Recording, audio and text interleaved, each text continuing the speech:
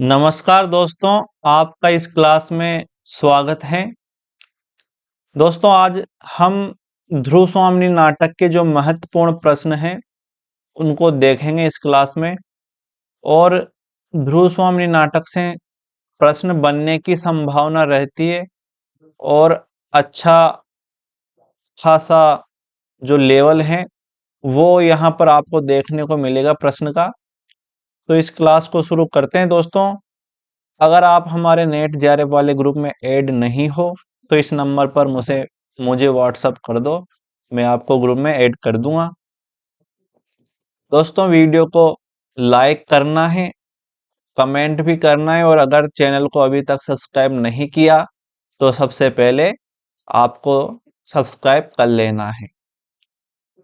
शुरुआत करते हैं दोस्तों। पहले प्रश्न, ध्रुव स्वामिनी नाटक का प्रकाशन वर्ष क्या है? ध्रुव स्वामिनी नाटक का प्रकाशन वर्ष क्या है? तो इसका जो सही आंसर होगा, इसका सही आंसर क्या होगा? इसका सही आंसर होगा सी, 1933 में। 1933 में यह नाटक लिखा गया है। ध्रुव स्वामिनी नाटक की बात करें दोस्तों तो यह एक ऐतिहासिक नाटक है, ठीक। और समुद्रगुप्त के दो बेटे, समुद्रगुप्त समुद्रगुप्त के दो बेटे थे। कौन कौन? एक था रामगुप्त, एक है रामगुप्त, दूसरा है चंद्रगुप्त। दूसरा कौन है? चंद्रगुप्त। दोस्तों, ये चंद्रगुप्त मौर्य नहीं है, ये अलग चंद्रगुप्त है, ठीक। अब इस समुद्रगुप्त की जो दो संतान हैं उसमें से रामगुप्त बड़ा है और चंद्रगुप्त छोटा है। अब होता क्या है दोस्तों, समुद्रगुप्त की इच्छा थी कि चंद्रगुप्त जो छोटा वाला बेटा है ये इसके राजपाट को संभाले। लेकिन क्या होता है कि इसके दरबार में एक मंत्री रहता है जो यह बात कहता है कि राजा का बड़ा बेटा ही राजा बनेगा। तो रामगुप्त को राजा बनाने के लिए कुछ मंत्री समुद्रगुप्त के सामने प्रस्ताव रखते हैं और आखिरकार समुद्रगुप्त को प्रस्ताव स्वीकार करना ही पड़ता है और बड़े बेटे रामगुप्त को राजा बना देता है। अब दोस्तों, बात यह है कि समुद्रगुप्त रामगुप्त को राजा क्यों नहीं बनाना चाहता था? क्योंकि रामगुप्त एक कायर वाला व्यक्तित्व था। रामगुप्त का ऐसा साहसी व्यक्तित्व नहीं था, यह भीरू प्रवृत्ति वाला था, डरपोक था यह। इसलिए समुद्रगुप्त ने चंद्रगुप्त को राजा बनाने की इच्छा जताई थी, ठीक। आगे देखते हैं अगला प्रश्न। ध्रुव स्वामिनी नाटक में कितने अंक है? ध्रुव स्वामिनी नाटक में कितने अंक हैं? ध्रुव स्वामिनी नाटक में कितने अंकों का नाटक है यह? इसका सही आंसर होगा ए। दोस्तों, यह 3 अंकों का नाटक है। 3 अंकों का नाटक है। 3 अंकों का नाटक है। आगे देखते हैं, इनमें से कौन ध्रुव स्वामिनी नाटक का पात्र नहीं है? इनमें से कौन ध्रुव स्वामिनी नाटक का पात्र नहीं है? दोस्तों, आपको लगेगा चंद्रगुप्त को देखकर यहां पर कि चाणक्य भी इसका पात्र होगा, लेकिन नहीं, यह चंद्रगुप्त मौर्य वंश का चंद्रगुप्त नहीं है, यह चंद्रगुप्त अलग है, ठीक। गुप्त वंश का चंद्रगुप्त है यह, समुद्रगुप्त का बेटा, ठीक, छोटा वाला बेटा। तो ध्रुव स्वामिनी नाटक में चंद्रगुप्त भी है, रामगुप्त भी है, खड़गधारिणी भी है। कौन नहीं है? चाणक्य नहीं है। तो इसका सही आंसर क्या होगा? इसका सही आंसर होगा डी, ठीक। अगला प्रश्न देखते हैं। मेघ संकुल आकाश की तरह जिसका भविष्य घिरा हो उसकी बुद्धि को बिजली के समान चमकना ही चाहिए। यह कथन किसका है ध्रुव स्वामिनी नाटक में? यह कथन किसका है? मेघ संकुल आकाश की तरह जिसका भविष्य घिरा हो, उसकी बुद्धि को तो बिजली के समान चमकना ही चाहिए। दोस्तों, यह कथन है शिखर स्वामी का। यही वो व्यक्ति हैं जो समुद्रगुप्त से कहता है कि बड़ा बेटा रामगुप्त है तो राजा रामगुप्त को बनाना चाहिए। यही वो व्यक्ति है शिखर स्वामी। ठीक, शिखर स्वामी ही कहता है कि रामगुप्त को राजा बनाना चाहिए। दोस्तों, तो इसका सही आंसर क्या होगा? शिखर स्वामी। और किससे कहता है? रामगुप्त से कहता है कि मेघ संकुल की तरह जिसका भविष्य घिरा हो, उसकी बुद्धि को तो बिजली के समान चमकना ही चाहिए। तो ये बात शिखर स्वामी कहता है किससे? रामगुप्त से। अगला प्रश्न देखिए, इनमें से कौन सा कथन सही नहीं है? इनमें से कौन सा कथन सही नहीं है? इनमें से कौन सा कथन सही नहीं है? तो इसका आंसर क्या होगा?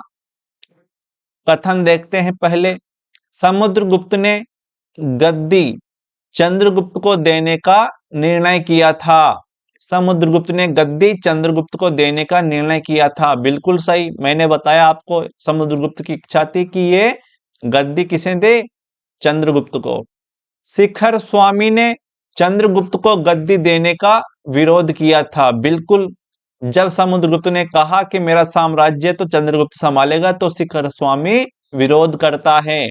ठीक, चंद्रगुप्त रामगुप्त से उम्र में बड़ा था। तो दोस्तों, ये वाला कथन गलत है।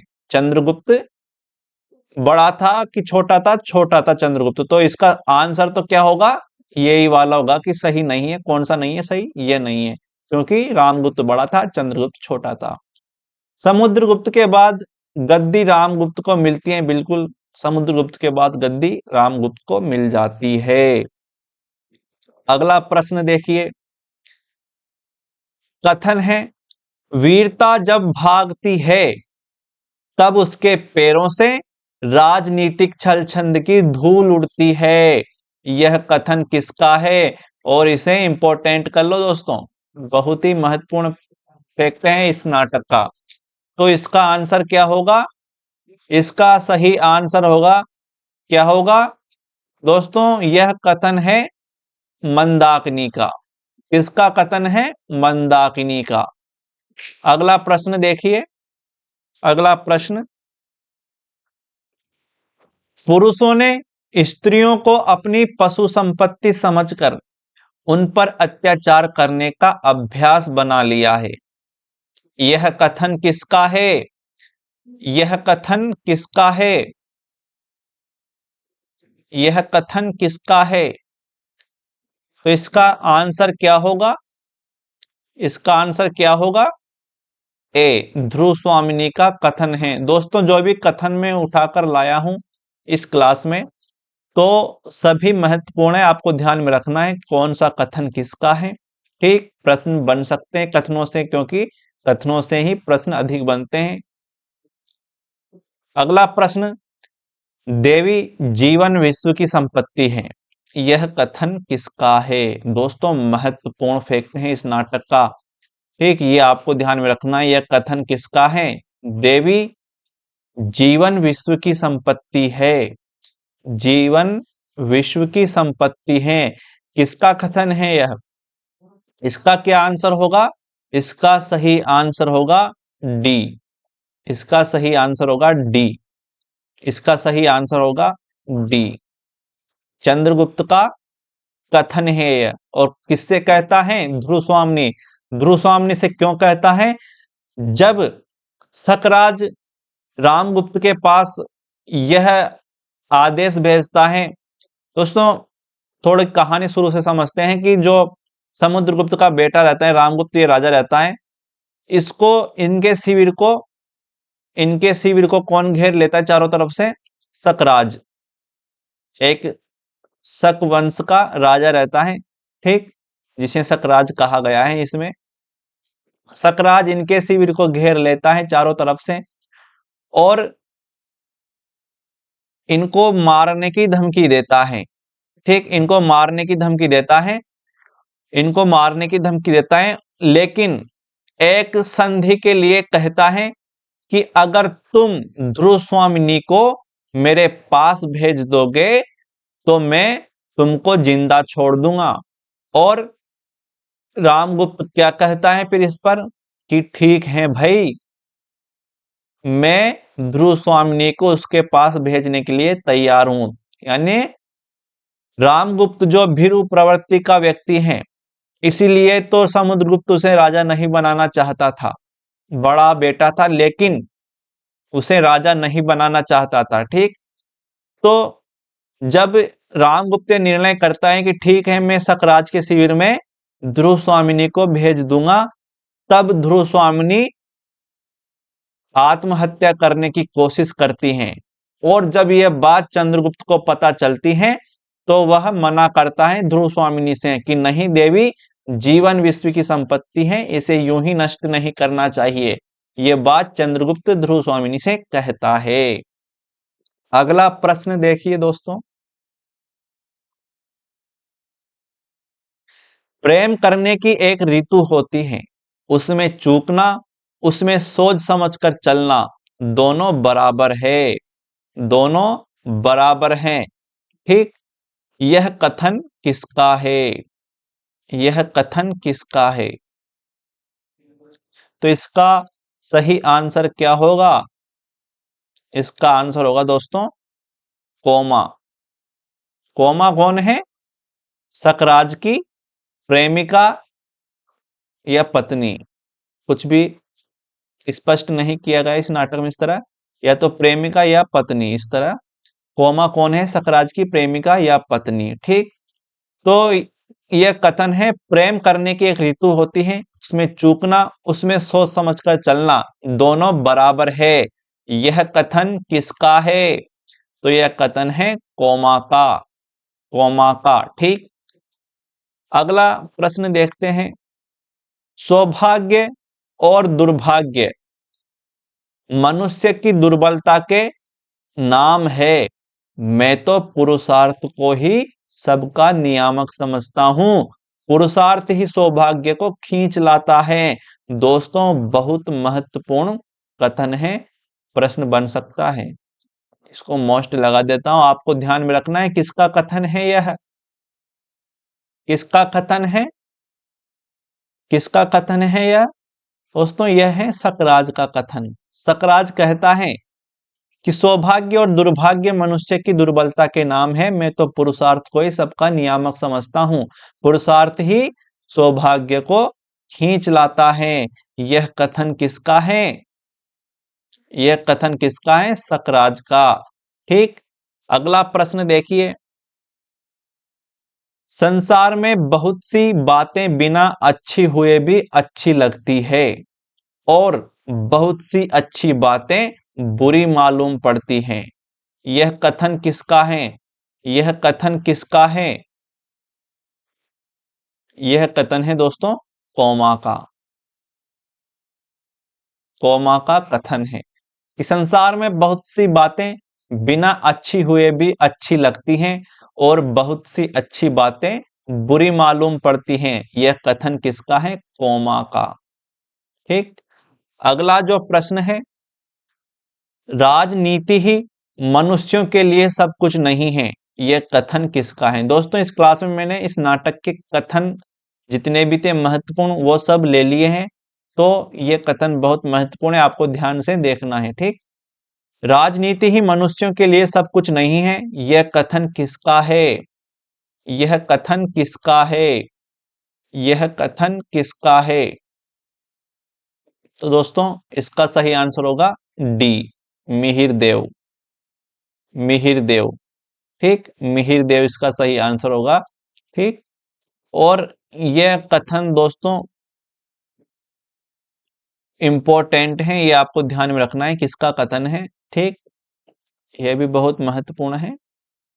अगला जो प्रश्न है, कथन है इसमें भी कि इस भीषण संसार में एक प्रेम करने वाले हृदय को खो देना सबसे बड़ी हानि है।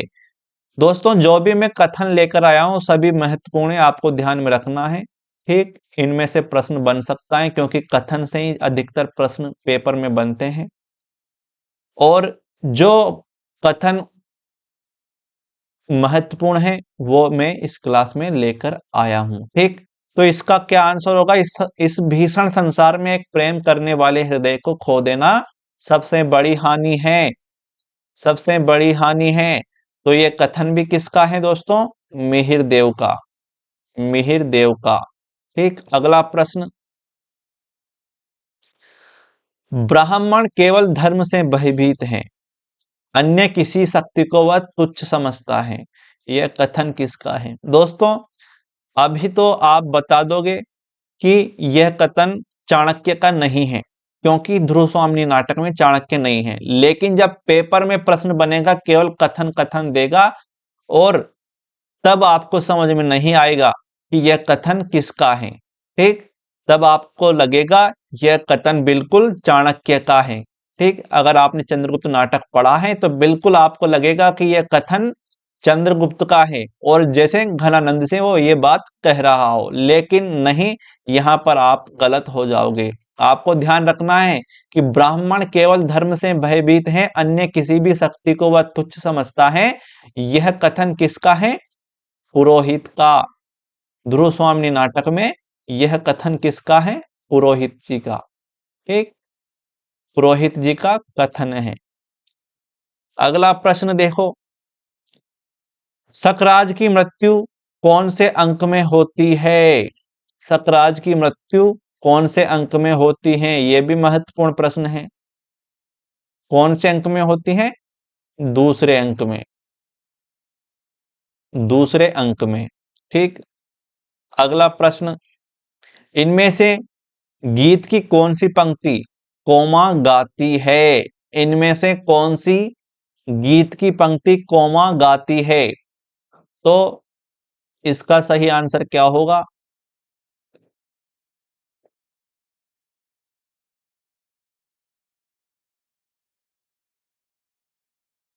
इसका सही आंसर क्या होगा?